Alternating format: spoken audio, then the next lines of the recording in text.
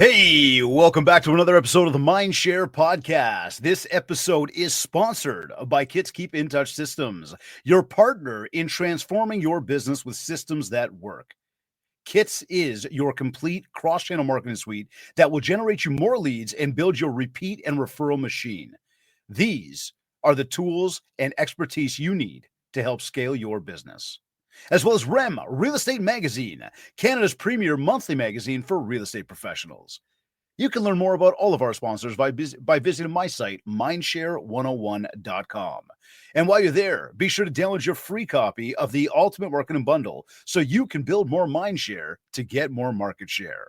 Plus, learn more about our one-to-one coaching and keynote speaking. Today's episode is number 312. She is one of Toronto's leading real estate professionals, celebrated for her exceptional client service and market expertise. She achieved the distinction of being the number one in her office in both 2021 and 2022. Then, in 2023, she was named to the prestigious National Chairman's Club, recognizing her as part of the top 1% of agents across Canada, earning her a place among the top 35 under 35. Her client-first approach and her creative strategic marketing sets her apart in Toronto's competitive real estate landscape. And she also manages international properties, presenting her clients opportunities for seasonal rentals and investment properties beyond the local market.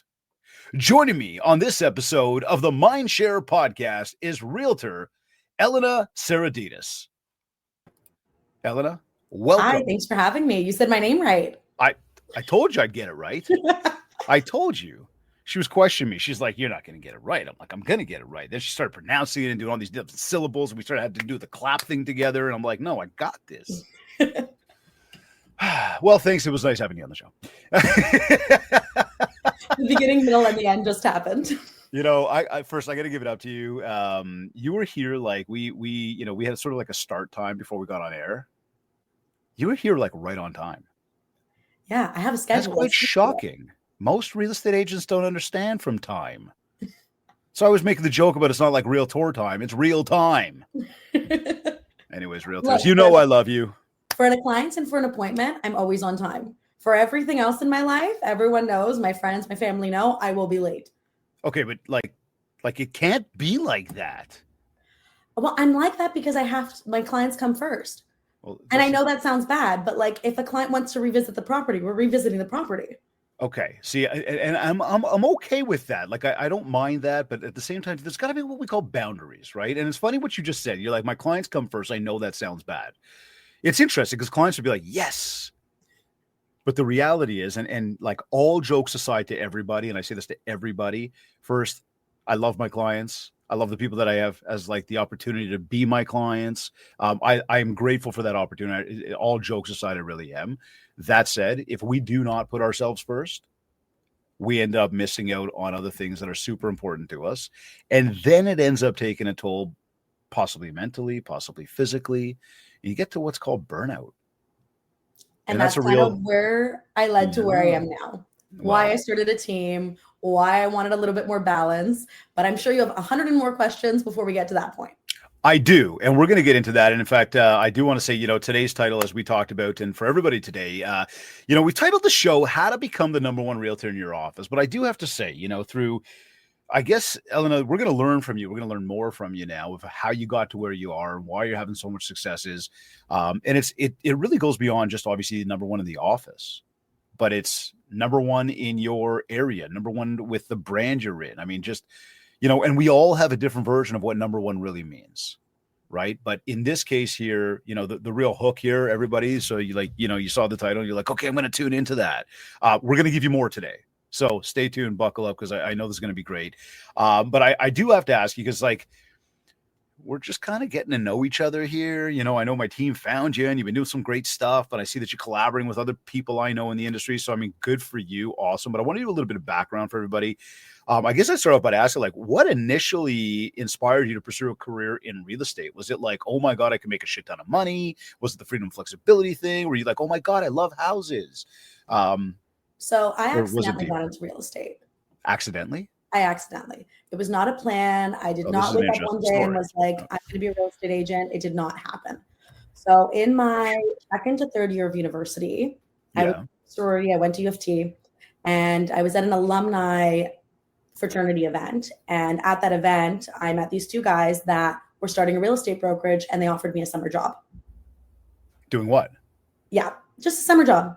I was like, great, I'll work in this. We're starting a brokerage. Do you want a job? You're like, sure. Yeah. I was like, and you didn't know what you were doing. No, I didn't know anything about real estate, but I'm competent. So they were like, you're going to do well with us. Okay. So I helped them start from the ground up. Little did I know that I started doing all the things that I really loved doing. And it was a lot of the back end, a lot of the front facing real estate stuff, to the point where I was like, I need to get licensed. I see all their accounting. I see exactly what they're doing. I know I'm doing all the work. I want to get paid. So what were you doing though at first? The whole back end. So offers, I was doing prep for open houses. I was helping them with their open houses, their marketing, anything client facing. I was there as well. So like I was doing a lot of the back end, including accounting, which if you ever don't want an admin to lose you, like you to lose an admin, don't let them do the accounting. Fair. Is that because it's a real pain in the ass? No, not that. But once someone realizes, especially if you're not paying them properly, once they realize how much you're making, how much work is on them, there's a less likelihood that they'll stay. Right. No, so at that moment, I was thinking I should go get licensed because I'm doing all the work and I get almost none of the benefit. And I love where I started. I love the guys that I started with. They're fantastic, but it's not where I ended up.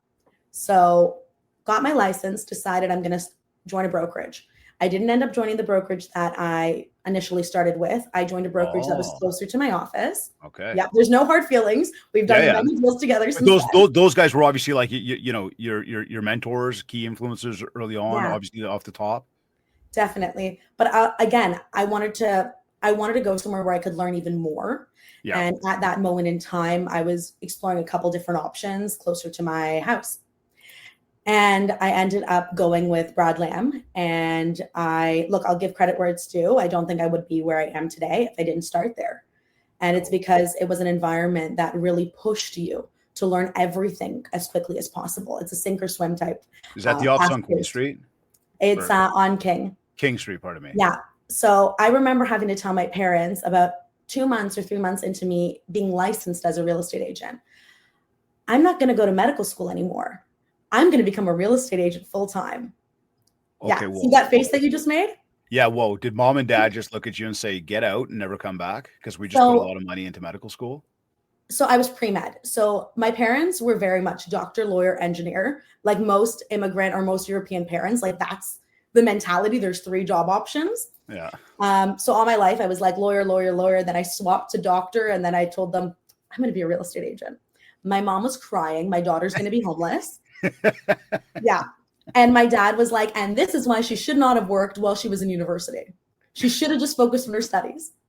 That's exactly. They're both looking up at the sky going, we failed. We failed this role. They absolutely were like, I can't believe this happened. Like the worst thing ever to them was I became a real estate agent at that moment. So I started to take a lighter and lighter course load. I started to do more and more real estate. And I was obsessed with, I need to be successful in this industry, or I just let my parents down for no apparent reason. Right. Yeah, no, fair. And that's real. 100%. Yeah. So in my first year, my goal was I need to make 6 figures after tax. And if I can make 6 figures after tax, then okay, like I'm in real estate, but at least, you know, I'm making some traction in real estate and we'll grow from there. Yeah. But if I'm making anything below that, I could work a 9 to 5, I could have my evenings off, my holidays off, and I can just have my weekends. So why would I put myself in this career knowing the back end and what it actually took to be successful in it if I wasn't going to make that kind of money? Hey, and all jokes aside, that's an important realization, right? Because evenings and weekends are very real in this business. And if you're not making enough money and you're sacrificing a lot of that stuff, you start to ask yourself, why am I doing this? 100%. Because it doesn't make sense. It's not the job for everyone. So what were some of those biggest challenges then faced that you sort of ran into in the beginning? Because obviously, yeah, there's an emotional toll there of not pursuing what you thought you were going to pursue. And seriously speaking, what your parents thought you were going to pursue. Now it's like, hey, I'm going to go out, I'm going to do this on my own. You obviously have you exude a confidence in you already. I've gotten to know you for 27 minutes right now or something, maybe if that. Like there's a good confidence there. You seem like you're personable, you could speak with people. Where did you find, or maybe what were the biggest challenges at that point going, hey, I'm going to do 6 figures this year after tax? So the biggest challenge, I started young. I started at 22. Yep. So believe it or not, I looked even younger. And now I do. How is that possible? And I did always, even when I was 22, I dressed older because that was a crutch. Like having someone be like, why should I trust you? You look like a child. Right. That is something that people will say. There is ageism, there is sexism in this industry. Like there's no point not to talk about it because it's there. Yeah. And I found that was one of the key, like a key factor is my age and I'm too young. So I focused on a lot of rentals. In my first year, I probably did a little over 100 rentals. Okay. Wow. I did open houses every single weekend. Every single weekend. There was no, if I was not with a client, I was open housing. Wow. To the point where it was actually like, it was annoying to everyone around me, my friends, my family, everyone, because they're like, you don't spend time with us. We don't know where you are. Why are you open housing? Like, is this actually going to lead to anything? So open houses every single weekend. I probably open housed the Harlow, so 608 Richmond, for almost 2 years. Like the people that lived there thought I lived there. The concierges and I became friends. Like they thought I lived in that building. And I massively was doing rentals. And that's kind of where it started. I was the first one in the office, the last one in the office every day. Yep. I'm like, I have to be successful in this. So give it a first year or second year, give it everything I've got. And if it's not it, then real estate's not it for me. Interesting. So there was a lot of sacrifice of time that was going on. Well, obviously there was, hey? I was going to say, people get into this thinking that it's fast and easy money. Yeah. And like, you'll get your license and the next day you'll be making tons of money. It's not the case. There's a compounding effect of effort. And that's what people tend to forget. That's exactly what people, how long, what kind of time did it take to get your first deal?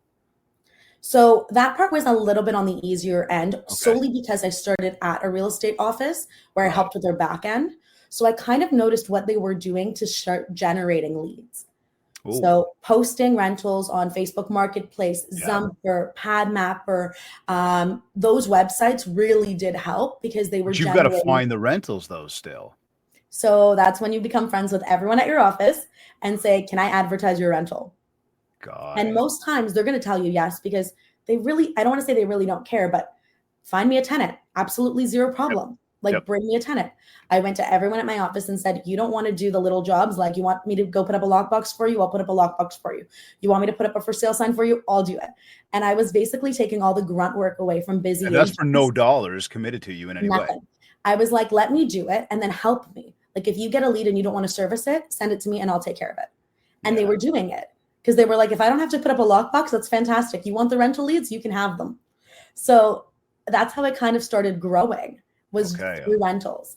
Okay. So then question here then, because like we know, look, Toronto's a super competitive market. There are way too many agents that are in the industry. And I've got an email coming out tomorrow that's going to talk to even how many are not there anymore. And I think it's a good thing that we're weaning off some of the riffraff. And I'm very blunt about that. A lot of riffraff, like a lot of people that shouldn't be in the industry doing what they're doing. Regardless, there's still tens of thousands of agents, especially right here within the sort of Toronto and Ontario market. So needless to say, it's a very competitive market that you're working in. You're doing the rentals. How did you go about building the contact list, like building your network, building the client base for those first few years? Because you're, again, admittedly younger. So there's a perception around that at the time. So it's like, okay, I'm gonna dress a little differently to try to, exude a little bit more confidence, or maybe people think I'm a little bit older and more, sort of seasoned at what I'm doing. But give us, I guess, some specific strategies around that really helped you build up, again, the client base as you started out. Because so many people are like, oh, I don't know anybody, or, they know I just got into real estate. They don't trust me yet. So that's a huge factor. The whole, I don't trust them yet.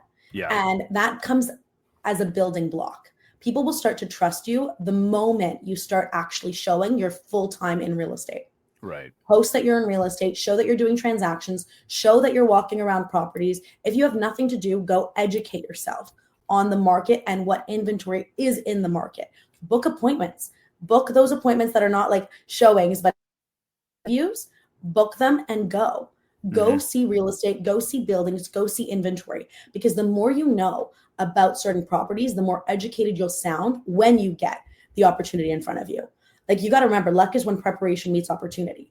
So know your numbers and know them better than anyone else. Know the stats for how many places are on the market right now. Know the area that you're looking in. Study the new listings that are coming to market as if it was an exam. Because when someone comes in front of you and says, I live in 111 Bathurst Street, and you can say, wow, there's a listing right now available for X amount. A rental was available for XYZ. People are like, oh my God, you must really know the market. You know all these answers. Meanwhile, it was just studying what inventory is currently available in the market.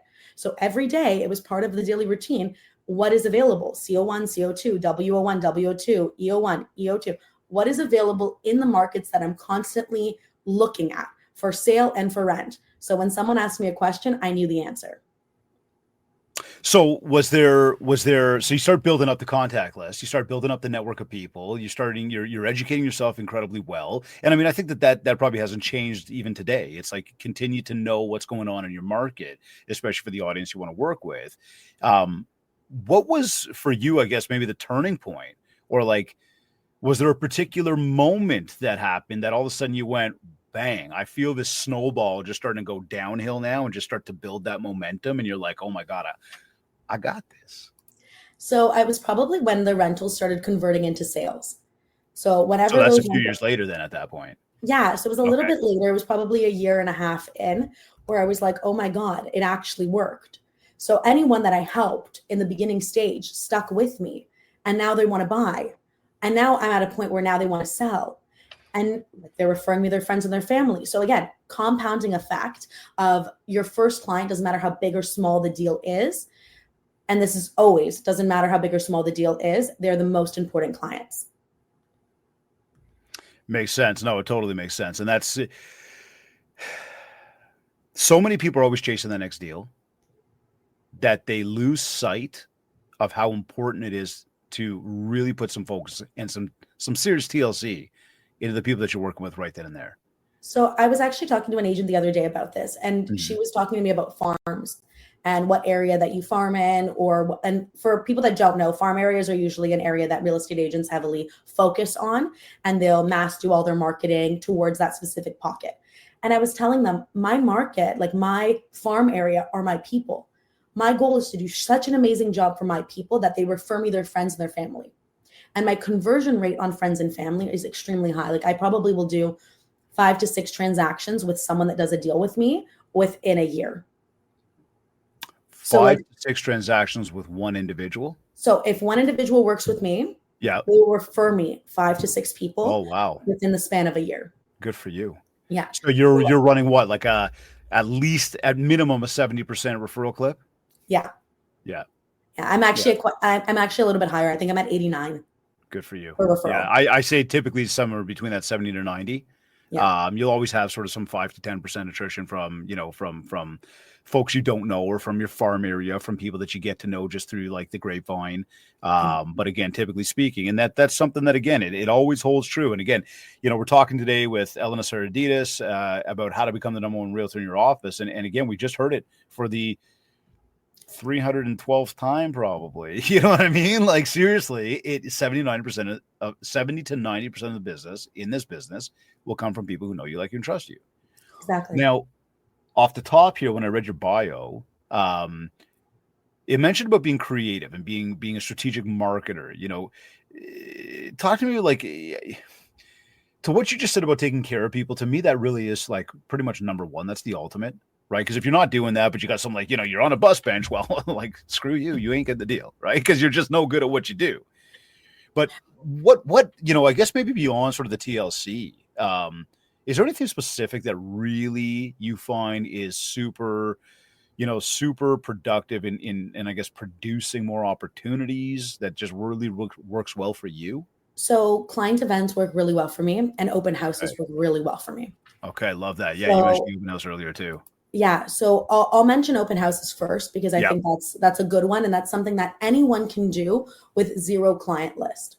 Yep. So if you're hosting an open house, the most important factors is to know everything about the property. So if you're hosting it for someone else, learn everything you need to know. What is rented, what is owned, age of everything. If there's anything else available in the area, in the building, know it. What's available for rent in the area, in the building, know it. And then what are the most recent sales in the area and in the building, if that's what you're looking at. Because again, luck is when preparation meets opportunity. So if someone walks into the door and they ask you a question and you don't know the answer, that is when that opportunity somewhat gets missed. And there's an elegant way of saying, I don't know the answer, but if you don't say it properly, you're gonna lose the opportunity. So knowing this information before, when no one else is expecting you to know it, that's a huge value add. And that will be the difference between someone picking you, the random agent in an open house, or someone picking someone they know that's also an agent. So I've converted tons of people through an open house. Probably the most aha moment for an open house is that one time that I picked up a $4.5 million buyer through an open house. And they came in with no agent. They came in with no agent. Hold that thought, because I was about to say to you, like, but open houses are such a waste of time. Like, I don't want to. Were you about to tell me that? Talk to strangers, like you hear that from people all the time, right? If I walk you through my pipeline and like the deals I've done, you'd be impressed with how many came from an open house. It's actually crazy. And you know what? Like, seriously, it doesn't surprise me, because I hear so many success stories from people hosting open houses. I know so many agents who, like, their bread and butter is open houses, but it's such a small percentage of people that actually want to do them on a regular. And you're like, yeah, but everybody keeps telling me these success stories from them. Like, you should do them. It's not, you're not going to do one open house one time and it's going to hit. Like, that's not how it works. There's an art to doing open houses. There's an art to connecting with people when they walk in the door. There's a way that you can do it that you don't seem salesy. You just seem like you're genuinely interested in what brought them in today. You're genuinely just giving them information. Like, you're not trying to sell them that specific property. You're trying to give them information about. So give us some tips, or like, can we peek behind the curtain here a little bit? Like, peek behind the curtain. I'll tell you what I do. Like, do you have a sign-in process? Like, when they walk in, do you follow them around? Do you let them go on their own? Like talk to us about that. Okay. So pre-prep for open houses, I kind of told you everything that happens. Yep. If it's a house, I usually put up a tent in front of the house. Okay, cool. See, so right away when people are driving by, they're like, yo, what's going on there? Yeah. And they will stop and look at the tent. Now, tents are expensive. You don't have to start that way at all, but it's something that now I've elevated my business to include. Yeah, but they're like $2,500, right? Something like that. You could get a tent for. I might have paid more money, so I might have gotten completely. Listen, but you can find them for $1,000. You can find them for $10,000. The point is, like, if you price one out, you could probably get something for $2,500, $3,000. But you've got it now for a long time. I wouldn't say for life. There's wear and tear, but like, you've got it for a long time. And like you just said, people are driving by. What's going on there? Exactly. And people will stop and come in. Love that. So something I also used to do, I don't do it anymore. I have a different baker supplier now, but I used to have Craig's cookies at all my open houses. Craig's cookies are famous in Toronto. Everybody knows them. And if they don't know it, it was a great talking feature. So they'd walk in, I'd be like, hey, how are you? Great jacket. If, for example, it was the dead of winter and we were doing in a condo and they had no jacket on, I'd be like, either you're very brave or you live in this building, like something to disarm them.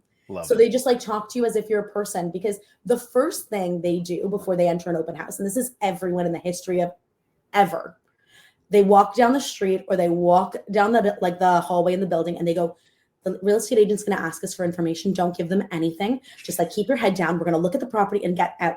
Don't tell them anything. Don't talk to them. Don't look at them. Don't even give them your email. Yeah. That all happens before they get into the door. Totally. So automatically they walk in and they're just like, I don't want to talk to you. So you have to make it out like you're not salesy. Like, this is everything you need to know. Go walk around, have a great tour. They know where the kitchen is. You don't need to show it. You're not a tour guide. You're a real estate agent. So this is the kitchen. You don't need to tell them. Pretty sure if the fridge is located in there and the oven, it's the kitchen. You don't need to tell someone that. But if you do, there might be other problems. Let them walk around the house and try and get them to tell you something that's not real estate related. Something, anything. Like, I did an open house once and there were little kids and it was close to like Halloween time. And I asked what they were going to dress up for at school.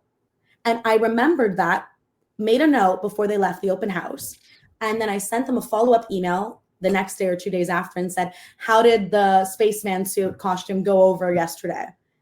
And then they responded and they were like, wow, she remembered. Good for you. So what's the sign-in process look like? Are you getting that information or no? So I use a company called Spacio now. It directly links to Follow Up Boss, which is my CRM system. Previously, it was old school hand and paper, like just write down your information.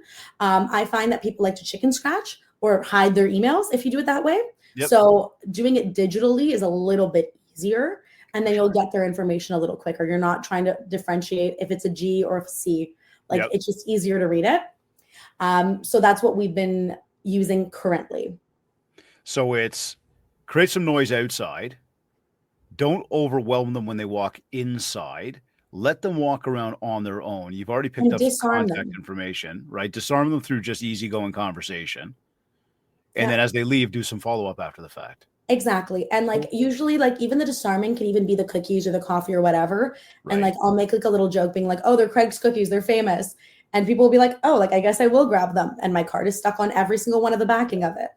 Or they'll be like, oh, like this is interesting. Like these are really famous cookies. And I'll be like, yeah, they're at all my open houses. Always stop in and grab. I'm like, please take a cookie. I'm going to end up eating them all if you don't.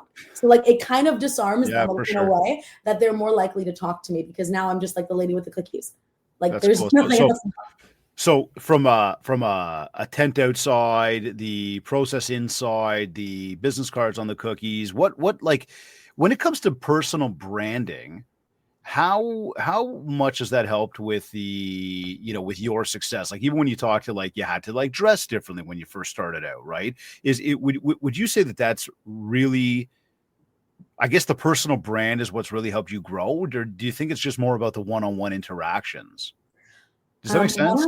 One-on-one interactions is probably my strong suit. Like if someone is put in front of me, if I go into a listing presentation, if I do an open house, I will most likely convert them. Right. But having everything on the exterior also look put together, that makes a big difference. No one's going to trust an agent that shows up with a baseball cap behind their head and like with jeans. Like it's different. In any other profession, no one would show up the way that some real estate agents show up. Well, you don't think it's okay to show up in like your track pants and just whatever? No. If you're going to the gym, go to the gym. If you're going to your work, go to your work. No other job profession allows you to do that. But then I was reading something the other day, and I forget which famous person was doing this. I think it was Mark Cuban. And it was like Mark Cuban shows up to work. I was like, Mark Cuban shows up in his boardrooms in a normal t-shirt and a pair of jeans, and he sits in the back of the boardroom. Everyone else is in suits. I saw this one. They purposely said like he can now do that because of all the work he did before. He doesn't have to prove himself anymore. He doesn't have to do anything anymore. Like now, if I do show up to my clients and I am wearing gym clothes, like they'll be a little like, you're never in gym clothes, but none of them are going to question if I know my information anymore. Right. None of them are going to question if I know what I'm doing anymore, because my track record now proves it to them. Yeah. Well, so that's what they said about Mark was the fact that he's not the one selling. Yeah. So right. He's not the one selling. When he walks in a room, he is not the one selling anymore. Exactly. That's why he doesn't care. Until you're the one, and he's the decision maker, but until you're the one that everyone knows is all about real estate, knows exactly what they're doing, knows what's happening, like you can't show up that way. I would even caution you not to show up like that, period. Yeah, no, for sure. But so sorry. Like I remember years ago, I was always the person that goes into buildings when they took occupancy and booked every single suite because I wanted to know what the layouts look like. Right. And I remember I was in a building and I was bringing a friend of mine, also an agent, with me to go look at some of the units because I was like, they're cool. You should come. We could go look together. And I was in the elevator with her. And I don't know why we were so dressed up that day, but we were fully wearing dresses and heels. I think for some reason we thought it was selling sunset. I don't know, but we were in dresses and heels. And I remember seeing this guy, and I will never forget this. This guy in the elevator with a backwards baseball cap and shorts, like just gym shorts, and the listing paper in hand. That's how you know that's a real estate agent, if they're holding a listing paper in hand. It's like the tell-all. And he was standing there with a client, and they were in the elevator with us, and the client goes, what are the amenities like in this building? And the agent went, I don't. And then he turns to us and he goes, oh, like, you guys must live here. Do you guys know? And I said, actually, the amenities in this building are fantastic. Oh my God. Tell me you signed the client. Yeah, I'm not going to cross that line, but I did say there's a massive pool. It has amazing views of the city. There's a fantastic gym. It's on this floor. Like I told him everything he needed to go in the elevator. He goes, oh, like, how do you guys like living here? And I said, oh, we don't live here. We're agents. His client's face literally turned white. Like my agent, who I'm trusting to make one of the biggest decisions of my life with, one of the biggest purchases of my life with, didn't know that. But some random agent in the building gave me all the information, and she does not live here. Now, again, I would say that there's the more powerful part of the brand as well, right? Because a lot of folks think that branding is about the photo, the logo, the colors. Branding really is more than that. We tie it back to MindShare, which is all about what we're about, but it's occupying a tiny little space in people's minds for instant recollection. And so in this case here, to what you've been saying so far throughout the first part of the show, is a lot of what you're doing is about your own homework, your own studying, your own knowledge, like really understanding who you're dealing with and what's going on. What are you dealing with? This way you've got the information that people are actually searching for. You can now be a conduit of that information, and that in of itself would be branding, because now people go, well, she knows what she's doing. She knows what's going on. She's knowledgeable. They remember you for that. At the end of the day, that's what people want. Now, you start to couple that with obviously dressing properly and carrying yourself well and being professional and everything else that comes along with it. You're now building a brand that people see as something they want to attach themselves to, even for that moment in time to do that transaction. Yeah. Even that deal that I mentioned, that $4.5 million deal. Yep. They came in through the open house. They lived next door. I've told them, I'm like, just come in, take a look around. And then I made a genuine connection. The wife happened to be Greek. I was Greek. We started chatting. Then all of a sudden, and it was a compounding effect. It didn't just happen like I met them one time and then they bought. I stayed in constant communication with them and they bought 2 years later. So good. See, it's that constant follow-up. And so I want to talk to that. I want to ask you this question around, social media, and, curious whether, I guess you might look at social, we might look at websites, because we're talking so far. And I'm loving what you're saying, because it's experience. It's about dealing with people. It's about making true connections. Get out there one-to-one, open houses, don't oversell people. So now go to the other side of the spectrum here. And I know that over the past number of years, the roller coaster of ideas that comes through, in real estate for marketing, a lot of it has been around the digital channels and being online, really putting yourself out there, doing videos, running ads, generating online leads, all this stuff. Would you say that social media, even your website, are key business drivers for you? And I'm curious to know, on one hand, are they key business drivers? And then the other side would be like, how much time are you spending when it comes to playing online throughout the day? And I'm not talking do your homework on MLS and checking things out. I'm talking like on these digital marketing channels. So what I would say is this. I don't think a lot of my business is directly linked to social. Wow, everybody. Did you hear that? Did you guys hear that? I just want to make sure that's clear. Oh my gosh. I will say it again. I don't think I am successful because of my social media. I think my social media is used to stay top of mind with my clients, with their friends, with their family. MindShare, Elena. I just wanted to say that, put that out there. Sorry? We call that building MindShare. Okay, there we go. Brand awareness now, MindShare. But that's where it comes from. It comes from, how do we stay connected with our people? How do they always remember we're still in real estate? It's not like, most likely I'm not going to get some random person that never knew me, that never got introduced to me offline. Like, it's probably not going to happen. And if it does happen, it's an outlier. But I am going to get referrals from people that do know me, but people that have already been following me, from my friends in the past. Like, I've helped a couple of my high school friends that I haven't talked to in years purchase condos or purchase houses this year. Years. And it's because social media presence. So it is because of that. But it's because it stays top of mind. Right. I'm not saying that's the driving force. Okay. They remember I'm in real estate because it's constantly in front of them that I'm in real estate. Okay. Now, is that you posting, or is that you also making a point to engage with them, like to check them out and say, what's up? Nice dog, congratulations, happy birthday, whatever. I would say it's a blend, like a mix of everything. Okay. But for the most part, it's literally just about staying top of mind. Mm-hmm. So you can't forget that I'm in real estate if you're on your Instagram or Facebook or whatever, because you'll constantly be bombarded with me being like, I'm in real estate. Do not forget I'm in real estate. Because every single agent knows that the worst thing someone can ever tell you is, I just bought a house. I forgot you're in real estate. Like, you took the words right out of my mouth. That is something we've been saying for years. It's like, oh my God, how did you forget? And I hear from so many people all the time. They're like, I can't believe they went and worked with somebody else. I'm like, what'd you do to remind them? Like, well, I mean, we're friends. They should know. I'm like, are you kidding me? We don't remember because there's so many real estate agents out there. And the person the closest to your client gets your client. The person the closest in the vicinity, when they're like, I'm looking for a home, that's who they're going to go to.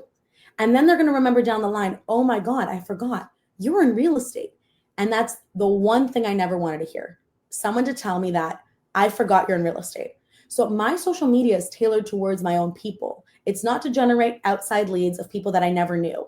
Like if that's an effect. So you're not spending money generating leads and ads and all that. Okay. No, if it is an effect of what I'm currently doing, fantastic. It's a bonus, but it's really just to stay top of mind with my people. Now, when it comes to creative marketing, because I know you're going to touch on that eventually, I'm like the queen of Uber Eats. Like I actually have a problem. Uber Eats. Oh, okay. Yeah, this is where we're going with this. Okay. Like, I don't know how this relates to real estate. Elena, tell us more about Uber Eats. So let's say, for example, your client is supposed to meet with you today, and for some reason they're sick. What do you usually do? It's like, who cares? Get on the phone. Let's go. No. Well, you'll probably reschedule the appointment and not see them that day because they're sick and they don't want to come out of their house. So I go a step further and I'll send them soup. Like I will Uber Eats them soup to their house. And then they will post that I Uber Eats them soup to their house and say, has your realtor like sent you soup before? Nice. On their own social media platforms. Love that. And then all of a sudden I get an influx of people that were their friends that now follow me. I will randomly send my clients flowers or donuts or anything randomly. It's not planned. I'll randomly send it and I'll just be like, just because your favorite realtor, Elena. That's it. And I also don't put your favorite realtor, Elena. I just put your favorite realtor because they should know I am their favorite realtor. Totally. I'm like, if they don't remember it, I don't get a message. I don't know what's happening. So you've got, but I do love that. I love the fact that you added that in. So it's random acts of kindness, right? Where you're being very personable because now it's like it's an in the moment thing and it's relevant to them. There is some social media presence which happens. I caught up on the fact, we do the open house. I caught up on what you said about the follow-up from the open houses. So I imagine that there's some sort of email follow-up system or even email keep in touch system that you use on a regular basis, like sending a newsletter or something like that. So here's another little like trick to the trade, because I know you're all about giving people ideas right now. You can do one step further than just sending a random email. Send them a bomb video. Okay. Put yourself on the video. Like it. Well, we were talking about your buddy Tom earlier. He does a great job with those too. Yeah. So put yourself in the and be like, I'm currently in 123 Banana Street. Thank you so much for stopping by this open house. It was fantastic. If you do want to know what the property does sell for, just shoot me a message back and I'll let you know. Or if you know something personal about them, mention it. So it was so nice meeting Lisa and Fred today, like blah, blah, blah. Like, hey, Lisa and Fred, it was so nice meeting you at the open house. I just wanted to let you know that these are the key features that you were asking about. I got the answers for you. Also, this street on whatever XYZ has also popped up. If you want to take a look at it, I'm happy to book an appointment. Who's more likely to click on an email or click on a video?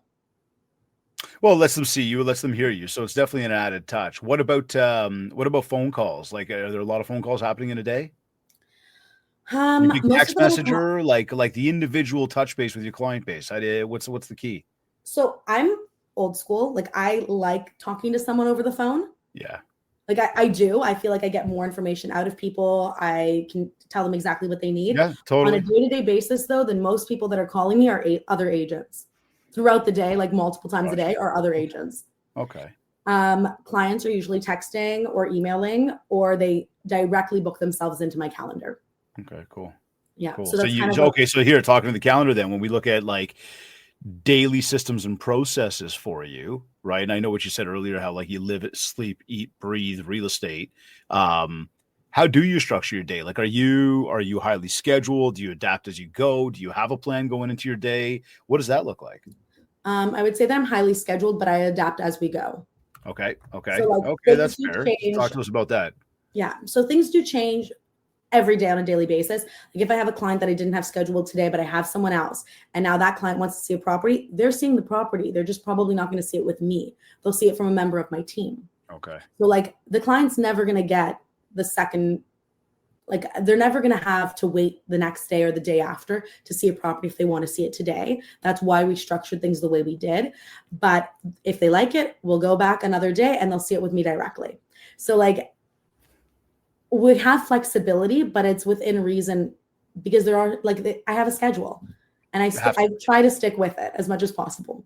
Well, listen, I commend you. And again, all jokes aside, we put out an email, the invitation when you come on with the link, like, we're going to get online at this time. And I was actually very surprised you were online, like right at that time. And seriously, I commend you for that. Like I take all jokes away on that. I think it's an important one. I think that for everybody, anytime we've got a meeting with people, it is not okay to say, hey, I'm so sorry I'm late. Like, and if it happens, because it does, life is life, you can only use that once. Like, you can't just keep doing that, because then you just look unprepared. You don't know what's going on. And then again, this comes right back to some of the pillars that you operate with. The professionalism is not there. The expertise is not there. There's a missing element to who you are and what you bring to the table. I can give you a little cheat if you are going to be late to a client meeting, though. Go for it. So we're going back to Uber Eats. If I'm going to be late and I know I'm going to be late, sometimes I will literally Uber coffee to the appointment spot because my client's already there. So it will bring the, I don't want to say anger level down, but it's also a little like, I'm so sorry I'm late. I do value you and your time. Coffee is on the way and so am I. But the coffee will probably arrive before I do. And they'll start laughing about it. Like, you did not just send coffee to a random person's address. And I'm like, yes, I did. Enjoy. I'm on my way. You love your Uber Eats, eh? You weren't joking about that. I'm telling you, I'm a VIP customer. I don't know why they don't give me more promotions. Go figure. You should be like an influencer for Uber. So daily non-negotiables. As we talk about the scheduling, what kind of stuff is in the day that like has to happen no matter what? That again is helping you just kind of get to where you've gotten to and where you want to go. So at the end of each day, I have my team send me an end of day summary. So I need to know what happened throughout the day. I'll put my notes in there. And then in the morning at 9 a.m., we have an admin meeting. Okay. So again, if you're not at that stage where you do have a team and you do have a bunch of admins, that's the point where you should literally be making a checklist of everything that you needed to do and start crossing it off. And anything that hasn't been dealt with, you have to either manage expectations with your clients and let them know that it's getting dealt, and push it off to the next day and get it done. I love the fact that you do an EOD, like an end of day. We do the exact same thing on our side. And then we will reconvene about it either like probably first thing in the morning, just kind of look it over and talk about it and figure out, okay, what did we do? What didn't we do? Okay, where are we at? Because I love getting a summary. Like I know with my teams, I don't have the opportunity to speak to everybody by the time the day ends, by the time they're done for the day. Like I'm going all day, and I don't want to say that they're not. But as the, business owner, team lead, let's call it, I'm going 25 hours a day, 8 days a week. So for me, there's times where it's like random at like late night. And I'm like, all right, what everybody do today? Boom. And I can look at the EOD, right? And just like be able to see like what happened. And then at least I know first thing the next morning where to jump off from and be like, hey guys, what happened here? Or where are we at with that? Talk to me. Right. But it also gives you an opportunity to be like, who's overworked? Is there too many tasks? If there's too many tasks, can we delegate it a little differently? Like, how do we smooth out the operation so the client gets the best experience? Love that. See, and so the client gets the best experience. Okay. Experience is so crucial. Everybody tuned in. Like it is so important that experience is number one. If you're going to be late, I don't like the late thing, but I do like the little hack of like, I'm going to send you something. So at least you're like not as mad at me. Again, it's experience though. It really is. Or like they're not feeling well and you send them the soup. Like it's all about the little experiences. And when you think about some of the companies you spent money with in the past, my wife just got a brand new truck. And when we went there to pick it up, and this is probably, the umpteenth, vehicle I've purchased from this group of owners, they had the whole thing wrapped for her, like in a blanket, like you couldn't even see the thing. It was like this big, reveal. They brought out all these staff and you're thinking like, do you do this for everybody? And they probably maybe do or don't. I don't even know. But didn't it make you feel so good about your purchase that you literally said, if I ever had someone that was looking to buy, right? I would 100% refer them to them. My sales guy was awesome. Like, he was on the ball the entire way through. And that for me is so huge, but there comes back to the experience. So even if there's something about the vehicle you don't like, or about something that you didn't like, the reality is you like the guy so much, you like the experience that was provided so much, you've got a resource there, you can go back. And again, that's what we all need to strive to try to deliver for our people. Now, as we talk about experience and people, and you just mentioned about team, and you've actually brought up your team a few times, just so we have the opportunity to acknowledge it, because I don't want to take that away. I think it's great that you built one. But I say great because there's a lot of people that try to build one that don't succeed in building one or don't know how to build one. I think you need to look at your numbers before you decide you want to have a team. For sure. And I can tell you this, and this is something that like I'm public about whatever I'm doing. Like if someone reaches out to me and asks for my systems or my processes or anything I'm doing, I'm an open book, I share. But the way that I view it is this: if you're trying to start a team, why are you trying to start a team? There has to be a reason, because I can tell you right now, year to date, the most amount of money I ever made was when I was running myself with 2 admins. It was not having the team. And it could be very different in a year or 2 years, and my position might change, but an admin does wonders for your business. So if you're a single operating agent and you're like, I want to hire an agent because I'm overwhelmed and I don't have enough space, hire an admin first. Mm-hmm. That's the goal. And if the admin takes over all your processes, all your systems, all your emails, all your whatever, can you then sell more real estate? Do you have more time to devote to your clients because your admin is taking care of that? And it makes a world of difference when you have an admin. Absolutely huge. Like, even if it's just that one person. How many people do you have in your team? So right now I have a full-time admin and she handles all of our listings. Okay. I have an operations manager who started 3 weeks ago. Cool. I have kind of like a gopher who runs around and handles everything for us. And I have a marketing manager that's part-time. Cool. And in January, we have a full-time stager / admin joining us as well. Cool. So continuing to build. Yeah. And that's obviously based on the levels of successes you're hitting and where your goals are at. Are you a big goal setter, like business planner?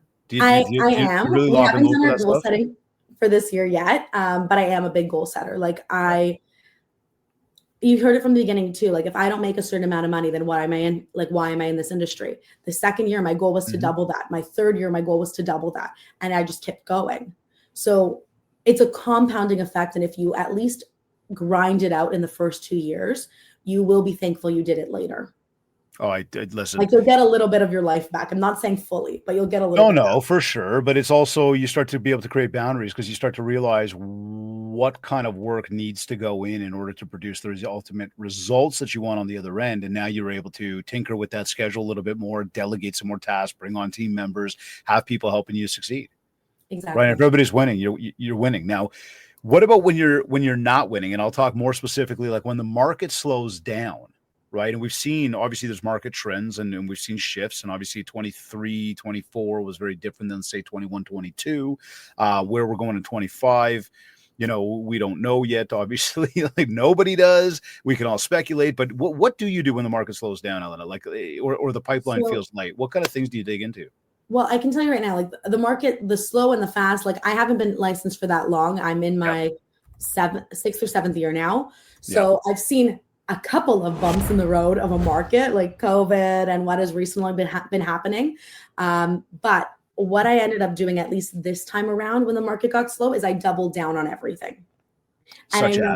So I doubled down on my marketing expenses. I doubled down on my client activities. I doubled down on everything client focused, because when markets are not great, a lot of real estate agents and a lot of any profession, they tend to wind down what they're doing. They don't ramp up. So in my mind, if I ramp up when everyone's ramping any business, down, exactly. If I ramp up when everyone's ramping down, when all the dust settles, I should have absorbed more market share. Fair, so that was my goal with the last little while, where the market was a little bit more uneasy, was double down on everything. So I've probably spent the most amount of money in the last year or so doubling down on everything that I needed to do in order to build something a little bit more stronger, sustainable, and a great referral program for my clients.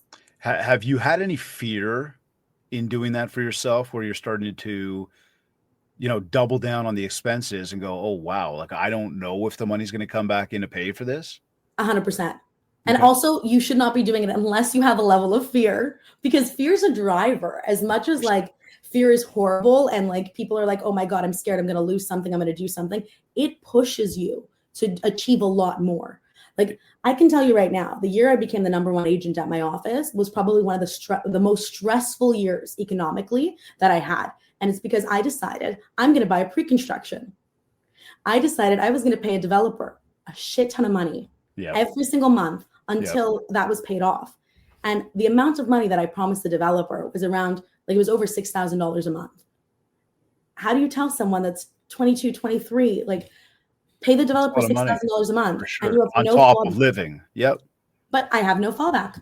So how do you do it? You double down. I just worked like crazy. Like, there's no cheat. And I wish I could tell someone that they like hopped in today and I gave them the life cheat on how to be successful in real estate. No, but you listen, you're giving that cheat right now by being totally blunt and honest and continuing with the same theme that any successful person would share. There is no secret pill. There is no magic sauce. It doesn't exist. Yeah. Right. And I do tell that too. When I interview for team members, I'm like, what is your goal? What do you value the most out of your priority list? And is it leads? Is it income? Is it your schedule? And like, schedule is something that if they're in their first little while of being an agent, it's a reality shock of me being like, you don't have control of your schedule until you've built it up to a point where you do, where you can say like, I'm going to work these days and not these days. When you can say like, actually, I'm overbooked right now, I can't take on more people. When you can lean on other people, like, there is a point in time where the pendulum will swing, and the beginning of your career is not that time. It's the grinding years. Like, you have to hit the pavement. You have to. Wise words. So what keeps you driven? What keeps the fire stoked? What keeps you motivated out there daily, no matter what's happening? Like, you said it earlier, the fear of failing. Yeah. Okay. Yeah. So like, I like that. I have a lot of people now that rely on me. Like, I have staff, I have admin. I cannot afford to stop working because then they don't have a job. So there is a level of, I need to work. I need to make sure this is successful because that's, the other people rely on me. It's not just me. So if we talk about success and the other people relying on you, what would you say is the sort of the key factors to consistent success? Would it be get up every day and get at it? Would it be make your phone calls, host more open houses, like connect with more people, all of the above, mindset wise, like what, just maybe a key factor behind consistent success? Well, I would say this, like, most people fail at what they want to do because they don't even get started. So don't constantly think that you need to be operating or you need to deliver 100% of something. And I don't want to say settle for less, but 80% done is better than 100% not done. And that's the thing a lot of people forget. So don't be so focused on it needs to be perfect. It needs to be this. It needs to be that. No, it just needs to happen. So get it to happen. Like, don't put blockers in front of you of like, oh, I want to host an event for my clients. And then you don't host the event. Host the event. It doesn't matter if it runs at 80%. Do it. It doesn't matter if there's only 3 people there. Do it. Like, consistency is key and operating is key. Just do it. I'm now a Nike commercial. I mean, honestly, you know what? I did that on my mastermind too, which funny enough, the mastermind was like right next door to your office there on King. There's that, if you walk out the front doors of your office and look to the right, there's a building next to you where there's a little coffee. They got a little thing, and like you walk in that brown wooden door. Do you know what I'm talking about? I have zero idea what you're talking about. My office is on Wellington now. Oh, Wellington. Weren't you guys on King Street, you said? So I was at Brad. I left Brad about 1.5 years ago. I joined Royal LePage Signature. Right. Okay, so that's where my award level switches as well. Yeah. So I was the number one agent until I left, and then I joined Royal LePage where I became I got you. You know the history. You've got this. Yeah. I got you. You know what? That's right. I sort of skipped on that. No, but we did a mastermind around there. But anyways, it's funny because like at some point we started going like, just do it. Like that's where it came from with Nike. Just do it. And that's something that I think so many people put up roadblocks in front of themselves, like, oh, but I don't know. I'm not sure. It's okay. It doesn't need to be perfect. Just get it done. And then once you get it done, you're going to learn something. And once you learn something, you'll be able to do it better the next time. And like, you're going to learn. And most people will stop themselves from doing, and therefore they won't achieve the success that they ultimately want. And then they'll sit there just ruminating about like what they didn't do and what else they should do. Well, it's like, you should have got started. 100%. Right. So you've gone through your entire day. You're doing all sorts of great stuff. You're talking to lots of people. You're Ubering all sorts of stuff to everybody. How do you know it's been a successful day for you when you like finally get home and you just sort of like, you're done? Like it's like, let that breath out and you're like, okay, shoes off, like we're done. How do you know this was a successful day for you? I think it's a successful day if the most amount of things on my task list have been taken off. That's how I know it's a successful day. And I most likely won't go to bed until I've checked off enough things on my list. So there are times where like I'm up late and I still do this. I know it's not healthy. It's not healthy, but I will stay up and I'll be like, I need to do 10 more emails. I need to do this more things. I need to do this, because all day you run an autopilot. If you have to go to showings, you do showings. So sometimes your email gets neglected. If you have to go do something, like tasks still need to happen. So there's not enough hours in the day, in my opinion. I wish there was more. There's not for everybody. Sorry? It's like that for everybody. And I blame it on the smartphone at all times. We're getting pulled in too many directions. Yeah. And a true life hack is literally getting up early. And I know people hate when I say that, but no one bothers you between the hours of 6 to 7 or 6 to 8. The least amount of people are messaging you. So like when you're sending emails, at least the email's not automatically coming back. Like you can get through your whole entire email list in the morning and then get to work and then get back to people throughout the day. But at least get through that big chunk before everyone else is up. You have to prep a listing, do it before anyone else gets up. You have to schedule your appointments, schedule them before anyone else is up. Because late at night, people are still up, people are still messaging you. But early in the morning, less people are up. Like when I said I was the first one at my office, the last one to leave, I meant it. I was the first one coming into my office, and I do believe in going into office. So a lot of agents will do this where they're like, I can work from home. I can work from anywhere. If you're early on in your career, the most you can learn is from others. How agents talk on the phone, how agents produce their business. So sitting in the office and just being a sponge did wonders. Hearing agents on the phone, how they negotiate, because you all know we walk around and talk on our phone. No one sits still and does the call. Like I'm sure you walk and you talk on your phone and like pace back and forth. I got my little earpiece that I use, and this way I can pace and I can do. Yep. So wouldn't you say that if someone heard you negotiating on the phone, they would have learned so much out of that? See one, do one, teach one. So like be in the office, listen to how other agents negotiate, and then use it, because you will look much more experienced when you use the same verbiage, the same mannerisms, the same, I don't want to say flirtiness, but the same like casualness in conversation where they feel like they knew you forever. Yeah. But listen, it's being a people. And I think, you've got to want to be out there talking to people. Right. You've got to want to be out there connecting with people, whether that's people in your office that you can learn from, whether that's people that you can speak to that are potential opportunities. It is a people business. And that's where, again, back to what we said, some time ago on the show today around the use of the online channels. They're there as support. They're there as additional marketing.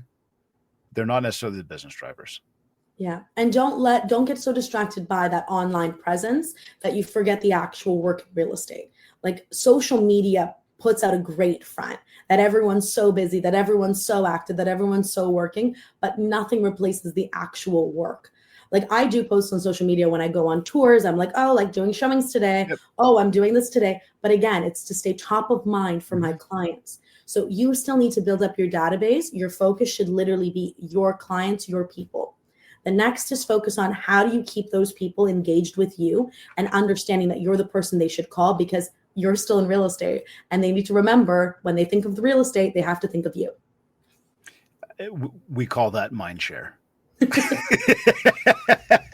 Elena, I mean, you've just given seriously some great words of wisdom to close us out today. I was going to ask you for some final words of wisdom that everybody could use to, create more mind share, to get more market share. I think you're sharing that. So maybe we switch that a little bit and say if there was, one big takeaway as we talked about how to become the number one realtor in your office, in your city, in your area, whatever. If there's one big takeaway that everybody should get from the conversation, what do you think it would be today? I would say to treat it like a normal job. Like you come into the office, you work multiple hours, you don't check out until your work is done. So like treat it like a job, but it's a job that you're running. So it's not a 9 to 5. You don't have a boss. You're the boss. If you want to be successful in this industry, you have to bootstrap it. You have to be the person on the ground actually doing the work. It doesn't just happen. Powerful words. Elena Saradidis, I thank you very, very much for joining us on the MindShare podcast today. Actually, a fun conversation, an educational conversation. I think there was a ton of value delivered. And I love the way, even as you admittedly said, between your age and between the longevity in the industry, how hard you're working. But although young, working with an old school mentality that really, keeps it what this business is all about. And that's where people got so lost with the online and the digital, is that they forgot that it's a people business. The online leads, I'm going to pay for leads so that, random strangers are going to come to me. No, like no matter what we do, the more and more people we talk to, the more, top producing agents we speak with, including yourself here today, it is a people business. Get back out there, connect with people, be in front of people, learn from people, talk to people, create connections with people, create good experiences with people. And you will be able to do more transactions with more people. This has been awesome. Thank you so much. Thank you for having me. You are either listening to this on one of your favorite podcast platforms, or maybe you went to my website, MindShare101.com. While you're there, be sure to learn more about our one-to-one coaching, our group training, and our keynote speaking. And don't forget to download your free copy of the Ultimate Marketing Bundle to help you build more mind share so that you can get more market share. For all inquiries, just get in touch with us and do it today. Please do not forget to leave a review of this podcast. We'll make it super easy for you. You can go to www.ratethispodcast.com/MindShare101. That'll take you to iTunes. It'll take you to Spotify. It'll take you wherever you want to go, kind of wherever you want to go. But it'll help you be able to leave us a nice 5-star rating and tell us how much you love the show and love our guests. Of course, we get some amazing, amazing guests on here. If we haven't yet, let's connect on Facebook and TikTok at MindShare101 and on Instagram at David Greenspan101. Just before we go, I want to say thank you. Big thank you to both Kits Keep in Touch Systems and REM Real Estate Magazine for sponsoring this episode. This has been another episode of the MindShare Podcast. Thank you for tuning in.